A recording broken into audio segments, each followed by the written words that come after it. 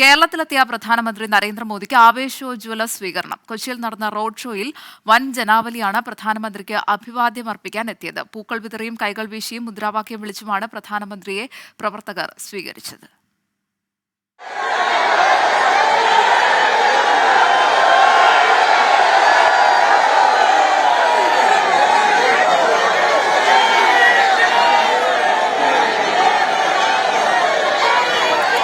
നെടുമ്പാശ്ശേരി വിമാനത്താവളത്തിലെത്തിയ പ്രധാനമന്ത്രിയെ മുഖ്യമന്ത്രി പിണറായി വിജയൻ, ഗവർണർ ആരിഫ് മുഹമ്മദ് ഖാൻ, കേന്ദ്രമന്ത്രി വി മുരളീധരൻ ഉൾപ്പെടെയുള്ളവർ ചേർന്ന് സ്വീകരിച്ചു. ഹെലികോപ്റ്ററിൽ കൊച്ചി നാവികസേന ആസ്ഥാനത്തേക്ക് 7:15 നാവികസേന ആസ്ഥാനത്ത് പ്രധാനമന്ത്രിയെ വഹിച്ചുള്ള ഹെലികോപ്റ്റർ എത്തി.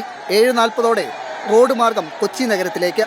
KPCC ജംഗ്ഷനിൽ നിന്ന് തുറന്ന വാഹനത്തിൽ വഴിയോരങ്ങളിൽ കാത്തുനിന്ന പ്രവർത്തകരെ അഭിവാദ്യം ചെയ്ത് പ്രധാനമന്ത്രിയുടെ റോഡ് ഷോ.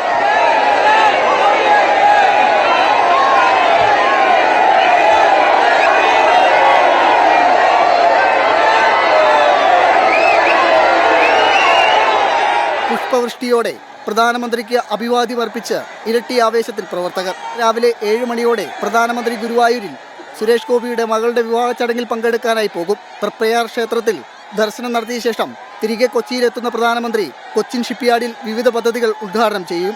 മറൈൻ ഡ്രൈവിൽ നടക്കുന്ന BJP പരിപാടിയിൽ പങ്കെടുത്ത ശേഷം തിരികെ ഡൽഹിയിലേക്ക് മടങ്ങും. 24 കൊച്ചി.